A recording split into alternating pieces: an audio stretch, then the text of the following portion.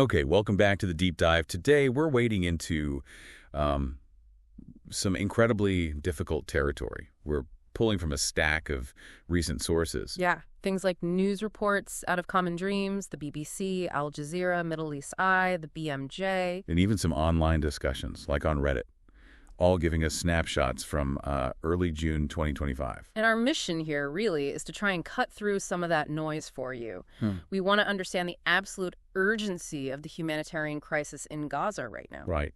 And look at some new, well, highly controversial ways people are trying to get aid in. Exactly, and grapple with these deeply disturbing accounts of what's actually happening when people try to get that aid on the ground. Yeah, this isn't a simple one to unpack at all.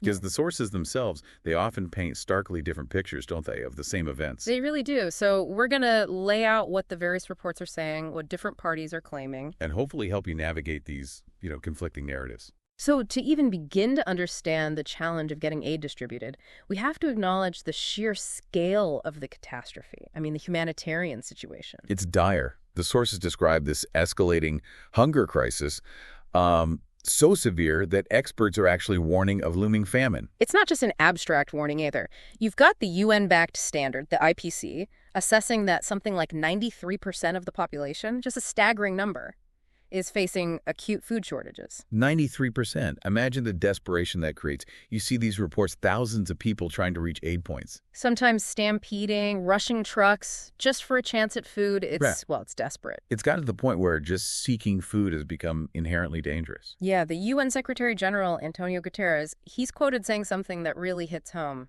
It is unacceptable that Palestinians are risking their lives for food. And the sources? They consistently provide context for this scarcity, pointing to the Israeli blockade on humanitarian and commercial supplies. Right, cited as a major contributing factor to why things are so bad on the ground. So against this backdrop of immense need, this new player has emerged in aid distribution, the Gaza Humanitarian Foundation, or GHF. That's right. Reports describe this organization as backed by the U.S. and Israel. And the stated goal, at least as it's presented in the sources, is to move away from the UN being the main aid distributor. Yeah, Israel has reportedly accused Hamas of diverting aid. Hamas denies this, of course, and the GHF is sort of presented as this alternative, a way to bypass existing channels. Okay, so how does it operate? The sources seem to describe a pretty distinct model. Very distinct, and that's where a lot of the controversy comes in. They apparently use a limited number of these large mega sites for distribution. Mega sites. Yeah, and these sites are described as being guarded by armed American security contractors. American contractors. Yes, with Israeli troops reportedly patrolling the outer perimeters. And here's a point that really jumps out from the sources, something drawing a lot of criticism. The identity checks. Exactly. Palestinians seeking aid at these GHF sites reportedly have to undergo identity checks and screening to ensure they're not involved with Hamas. That's what the reports say, and that requirement is a major point of friction. Okay, so this brings us to the core of some of the most, troubling reports we looked at. Multiple sources are really zeroing in on a series of deadly incidents happening precisely at or very near these GHF aid distribution sites, particularly in southern Gaza Rafah, Khan Yunis, during late May and early June 2025. Yeah, reports from Common Dreams, Al Jazeera, others.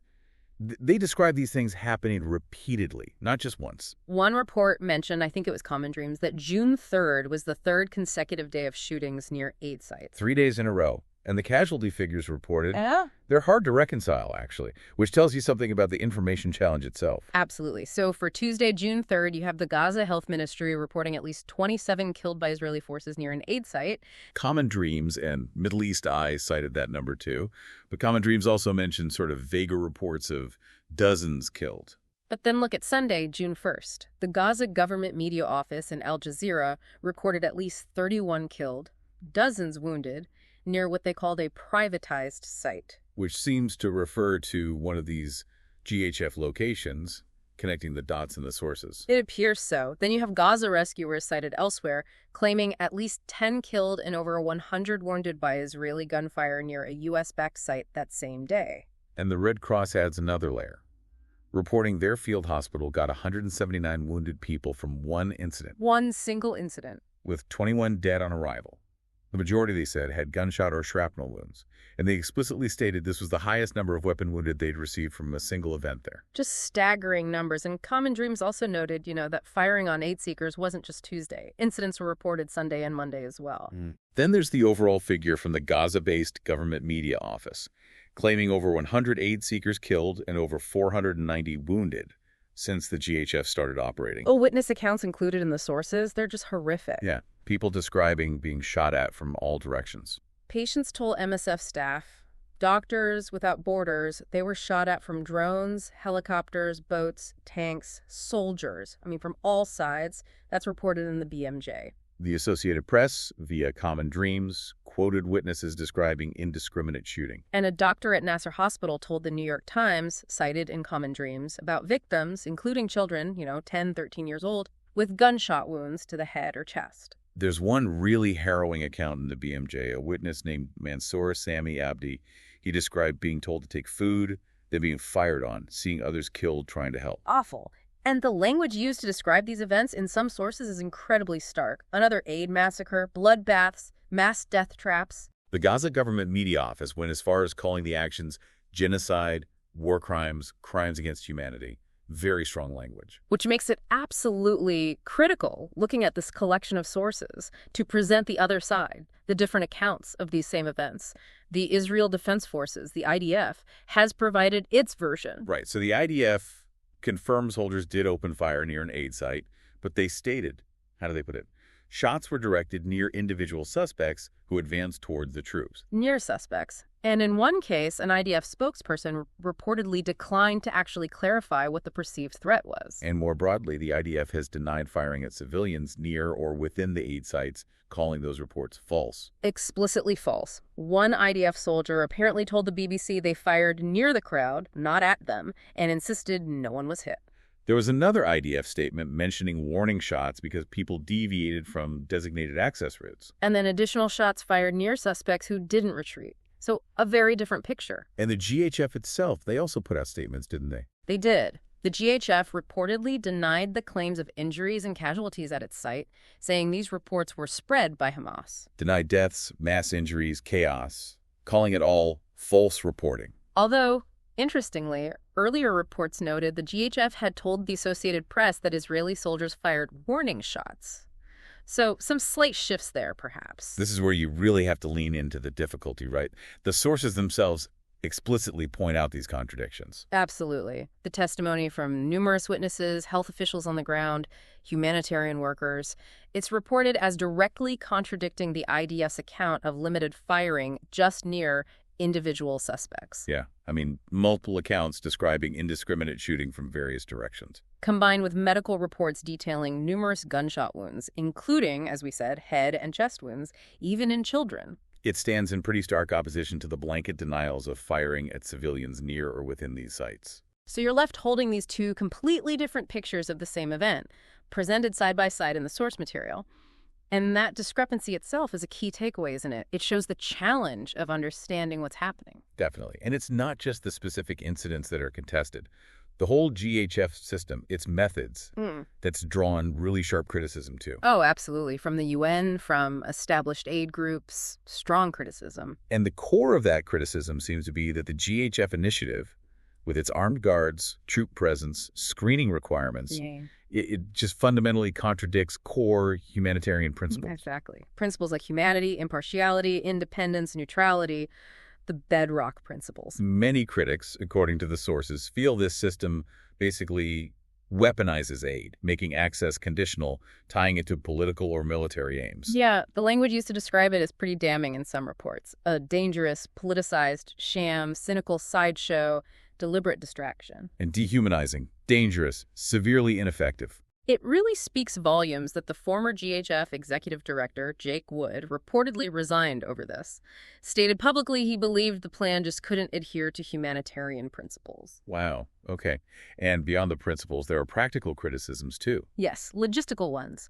The limited number and specific locations of these mega sites, people might have to travel long, dangerous distances to reach them. Which could exclude people with mobility issues, the most vulnerable. Precisely. And that whole access process, the ID checks, the screening for Hamas links aid groups, And the UN see that as violating the principle of impartial aid based solely on need.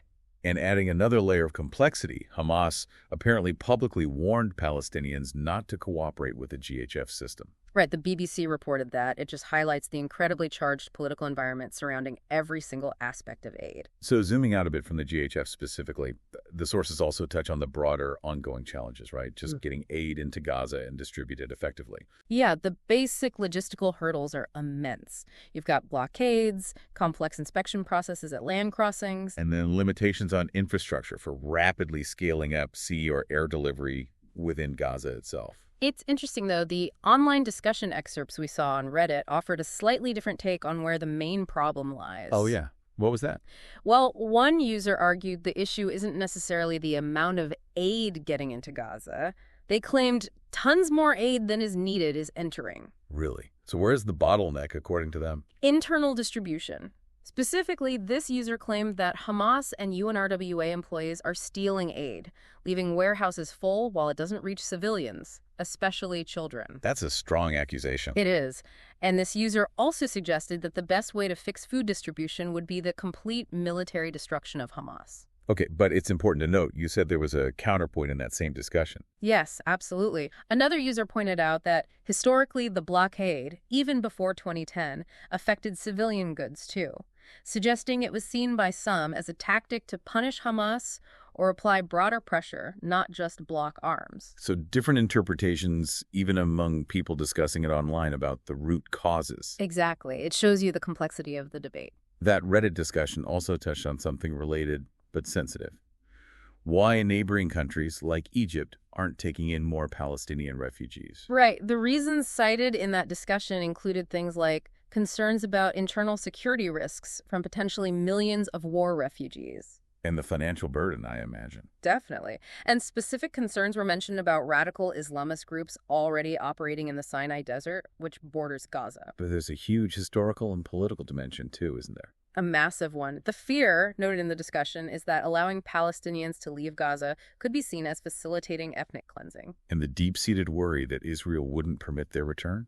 Exactly, which is described as incredibly politically inflammatory in the region, making neighboring countries very hesitant to open their borders on a mass scale. Okay, so just to try and pull this together for you, the listener, we have this humanitarian crisis described as escalating towards famine. Then you have this new U.S. and Israeli-backed aid system, the GHF, introduced supposedly to bypass traditional channels. But it's met with widespread criticism from aid groups for violating fundamental principles and potentially weaponizing aid. And right at the heart of the crisis are these repeated deadly incidents happening at or near these controversial distribution sites, where starving people are just trying to get food. And adding to the complexity, these starkly conflicting accounts of what happened in those incidents. Witness and medical reports describing indiscriminate shooting, direct hits. Contrasted with military and GHF denials or claims of very limited targeted fire near specific suspects. Piecing together a definitive, verifiable truth from these diverse, contradictory sources. Well, it's incredibly challenging. It really highlights the opaque nature of reporting from the ground in this conflict. Yeah. What the sources ultimately leave you with is this immense, undeniable need for aid. That's crystal clear. But it's juxtaposed with the reality that the safety and effectiveness of actually getting that aid delivered and distributed are deeply contested, fraught with danger, and surrounded by these conflicting narratives. Before we wrap up, there was one brief, unrelated note in the source material we should mention. From India. Oh, right. Maharashtra's education minister announced a decision starting June 3rd, 2025, to give basic military training to students right from Class 1. Class 1. Wow. Yeah, aiming to instill patriotism, discipline, promote physical exercise, using retired soldiers for the training. The chief minister apparently responded positively to the idea, just a side note from the sources. Okay. So, back to Gaza. The UN Secretary General Guterres has called for an immediate, independent investigation into these deadly incidents at aid sites. Yes, and for perpetrators to be held accountable. The UN keeps emphasizing Israel's obligations under international humanitarian law to facilitate aid and ensure safety. And there are calls for international media to actually be allowed into Gaza to report independently. Which brings us, and you, I suppose, to a final, challenging thought to consider. Yeah. In a situation where getting food is literally life and death, and the sources you have offer completely different accounts of the dangers involved, how do you even determine what's truly happening on the ground? And maybe even more critically, how can there ever be accountability for the violence that occurs when the information itself, the basic facts, are so intensely contested? What happens to truth when the need is this desperate and the narratives are this polarized? A difficult question indeed. That's the deep dive for today. We hope navigating these complex and often disturbing sources with us has given you a clearer, if challenging, picture of the situation.